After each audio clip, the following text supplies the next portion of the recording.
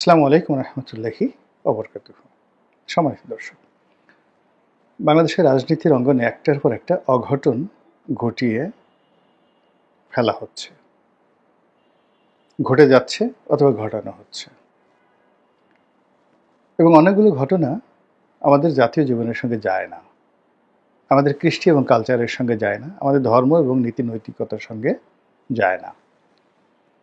এবং আবহমান বাংলাতে আমরা যেভাবে বেড়ে উঠেছি তার সঙ্গেও মিলে না। রাজপথে আমরা এখন স্লোগান দিচ্ছি, বোতল না মূলা, এবং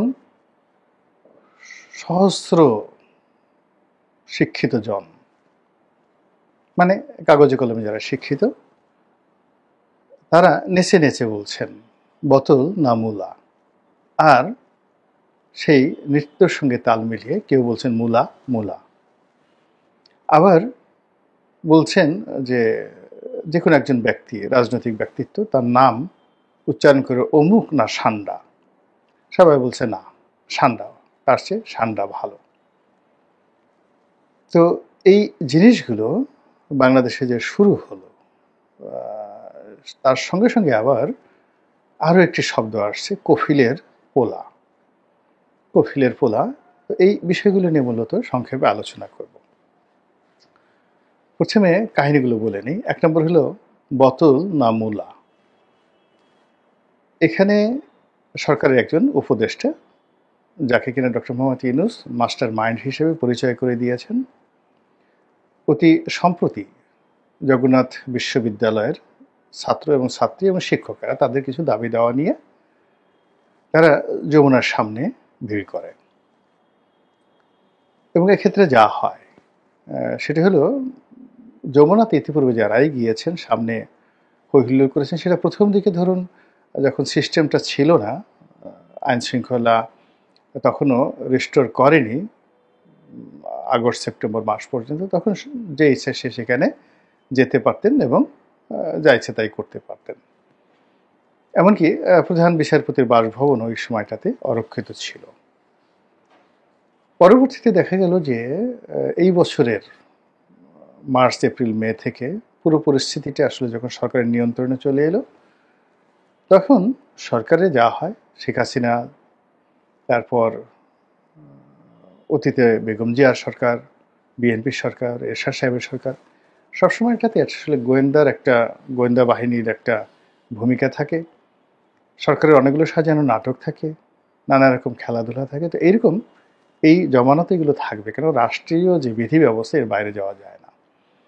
তো আমরা দেখতে পেলাম যে সরকারি অর্থায়নে, সরকারি প্রযোজনায় অনেকগুলো নাটক হলো। যমুনার সামনে নাটক হলো, তারপর শাহবাগে সেই নাটক হলো, নাটকের পরে আবার সেই শেষ দৃশ্যে বিরাট কিছু হয়ে গেল এই বাংলাদেশে। তো এগুলো দেখে অনেকেরই আকাঙ্ক্ষা জাগলো যে ওরা যদি পারে আমরা কেন পারবো না, আমরা তো সংখ্যায় অনেক অনেক বেশি। অথবা অনেকের একেবারে ন্যায্য দাবি দেওয়া, যেমন জগন্নাথ বিশ্ববিদ্যালয়ের ছেলেমেয়েদের যে ন্যায্য দাবি দেওয়া, সেই দাবি দেওয়া নিয়ে তারা সঙ্গতের কারণে নিজেদের সংখ্যাধিক্যকে তারা অগ্রাধিকার দিয়ে তারা যমুনার সামনে চলে এলো। তো এই যে তাদের যে যমুনার সামনে চলে আসা, এর সঙ্গে সরকারের কোনো আন্ডারহ্যান্ড ডিলিং ছিল না, কোনো সমঝোতা ছিল না, কিংবা কোনো পরিকল্পনা সরকারের ছিল না তাদেরকে নিয়ে। ফলে এই জিনিসটি যখন তারা করলেন, তখন পুলিশ এখানে লাঠিচার্জ করলো, জল কামান ব্যবহার করলো, যা কিনা সাম্প্রতিক সময়ের যে নাটক সিনেমাগুলো হয়েছে যমুনা কেন্দ্রিক, শাহবাগ কেন্দ্রিক, সেই নাটক সিনেমাগুলোর সাথে আসলে এই দৃশ্যের মেলে না। ফলে জগন্নাথ বিশ্ববিদ্যালয়ের ছেলেরা, মেয়েরা, শিক্ষকরা ভীষণ রকম অসম্মানিত বোধ করলেন এবং বিক্ষুব্ধ হয়ে পড়লেন। আমরা যারা ঢাকা শহরে বসবাস করি এবং যারা এই শহরের রাজনীতি, বিশেষ করে ছাত্র রাজনীতির সঙ্গে যারা জড়িত, তারা সবসময় জানে যে আমাদের দেশের রাজনীতির পট পরিবর্তনে ঢাকা বিশ্ববিদ্যালয়ের নেতৃত্ব দিয়েছে, কিন্তু সেখানে স্টিয়ারিংটা সবসময় জগন্নাথের হাতে থেকেছে। এবং টিল নাও জগন্নাথ থেকে বড় মিছিল না আসলে ঢাকা বিশ্ববিদ্যালয় ক্যাম্পাসে বড় মিছিল কখনো হয় না। এবং এই দেশে জগন্নাথ যখন কলেজ ছিল, ঠিক সেই সময় থেকেই এখানে এমন অনেক কিছু ঘটেছে, অনেক ঘটনা ঘটেছে যা কিনা পুরো দেশের রাজনীতিকে প্রভাবিত করেছে, নিয়ন্ত্রণ করেছে। তো সেই ঐতিহ্যবাহী জগন্নাথ কলেজ যখন জগন্নাথ বিশ্ববিদ্যালয় হয়ে গেল, এখন গ্রেডিংয়ের দিক থেকে বাংলাদেশে এটি দ্বিতীয় শ্রেষ্ঠতম বিশ্ববিদ্যালয় ঢাকা বিশ্ববিদ্যালয়ের পরে, এবং কিছু কিছু সাবজেক্টে জগন্নাথের ছেলেমেয়েরা আসলে ঢাকা বিশ্ববিদ্যালয়ের চেয়ে ভালো করেছে।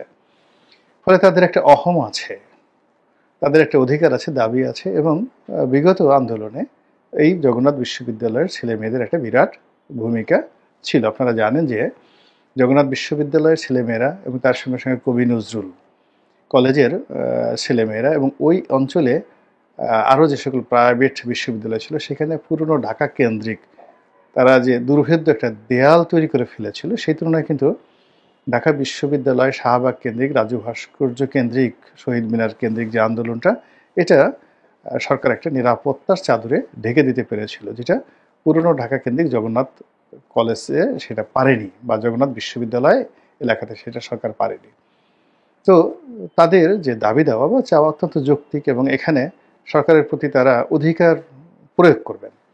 কিন্তু সেখানে যখন তারা দেখা গেল যে লাঠিচার্জের শিকার হলেন, অপমানের শিকার হলেন, কটূক্তির শিকার হলেন, এবং অসম্মানজনক কথাবার্তা বলা হলো সরকারের পক্ষ থেকে, তখন ছাত্ররা বিক্ষুব্ধ হয়ে উঠলেন। এবং এই বিক্ষুব্ধের এক পর্যায়ে একজন ছাত্র, তিনি সেই একজন উপদেষ্টা মাহফুজ, তারপর একটি বোতল নিক্ষেপ করলেন, এবং এটা রীতিমতো ভাইরাল হয়ে গেল।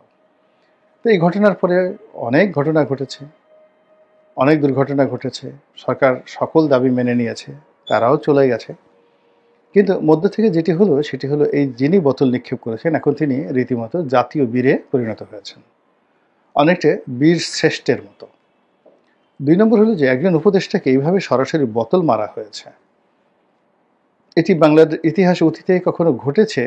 বারবার এর চেয়ে কঠিন জিনিস ঘটেছে। যেমন দেখা গেল ঢাকা বিশ্ববিদ্যালয়ে গিয়ে শহীদ প্রেসিডেন্ট জিয়াউর রহমান লাঞ্ছিত হয়েছিলেন, কিন্তু তখন এই দৃশ্যগুলো এভাবে ইন্টারনেটে ছড়িয়ে পড়ে একটা ভাইরাল পরিস্থিতির সৃষ্টি করবে এরকম অবস্থা ছিল না।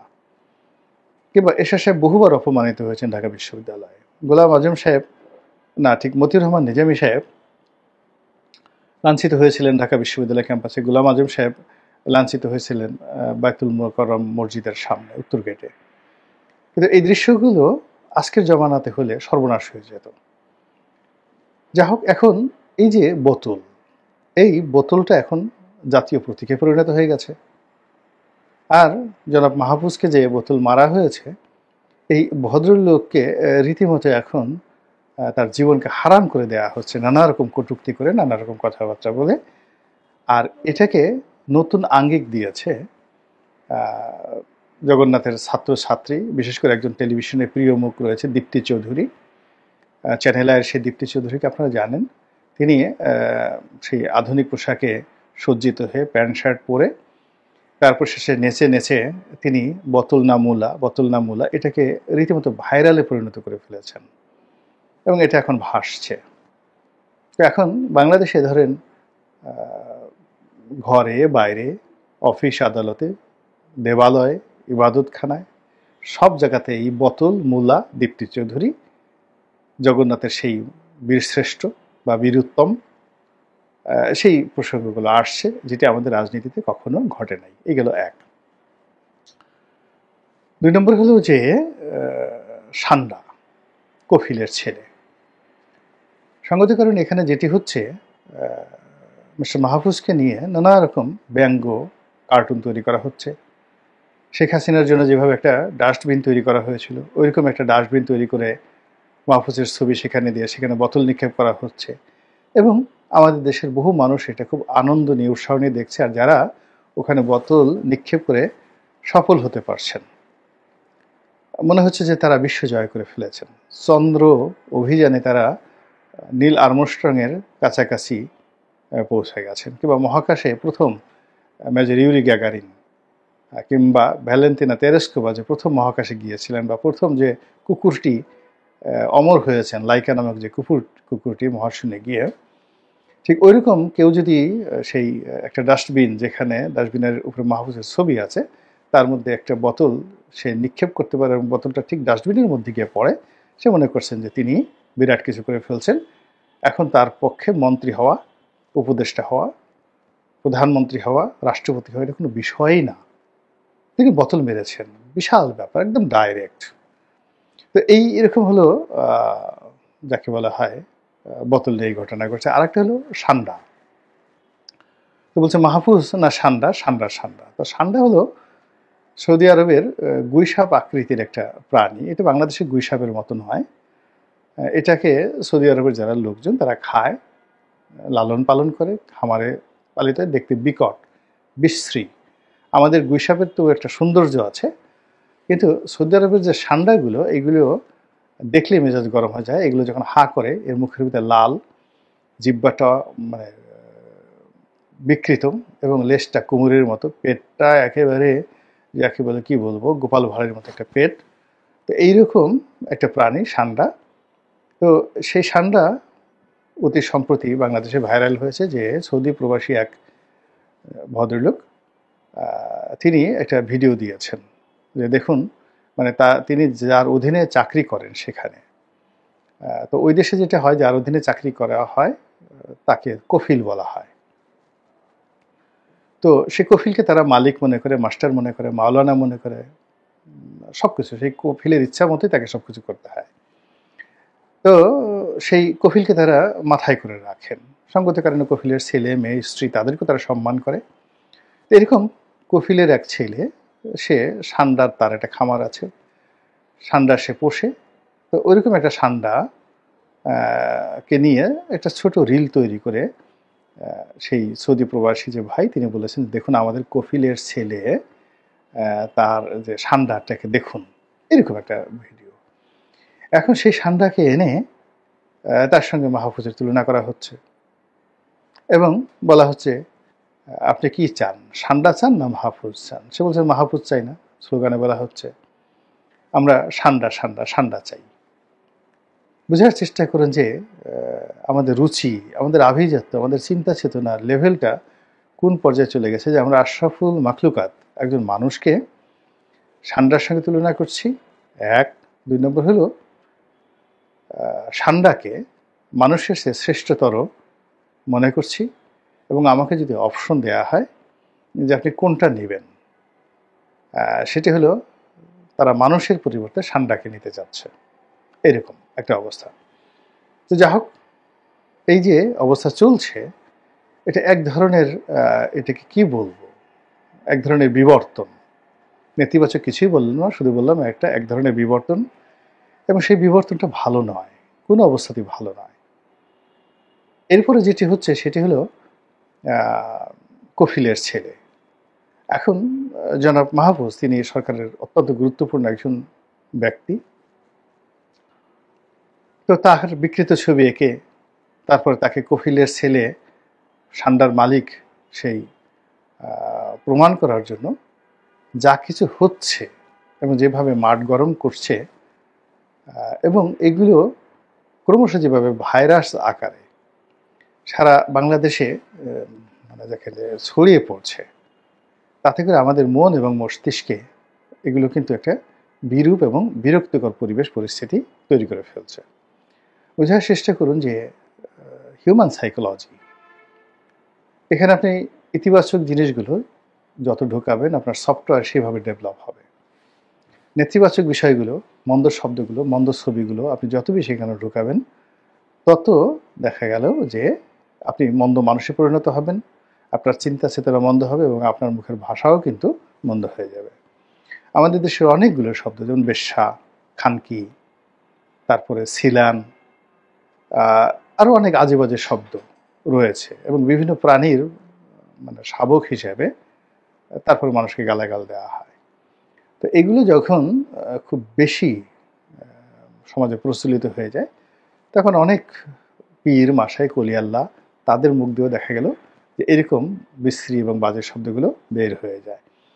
তারা সেই অন্যের উপর ক্রোধ ঝাড়ার জন্য নিজেদের মা বোন, নিজেদের আত্মীয় স্বজন যারা মেয়ে রয়েছেন, ছেলে রয়েছেন, তাদেরকেও অনেক সময় দেখা যাচ্ছে যে এই সকল বাজে কথা তারা বলে ফেলেন।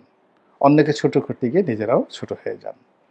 তো কাজেই আসলে এই যে আমাদের দেশে এখন রাষ্ট্রাচারে যে ভ্রষ্টাচার চলছে, রাজনীতিতে যে নতুন ট্রেন্ড শুরু হয়েছে, এই জিনিসগুলো ভালো না। মহান আল্লাহ আমাদের সবাইকে হেদায়েত দান করুন এবং হেফাজত করুন। আসসালামু আলাইকুম ওয়া রাহমাতুল্লাহি ওয়া বারাকাতুহু।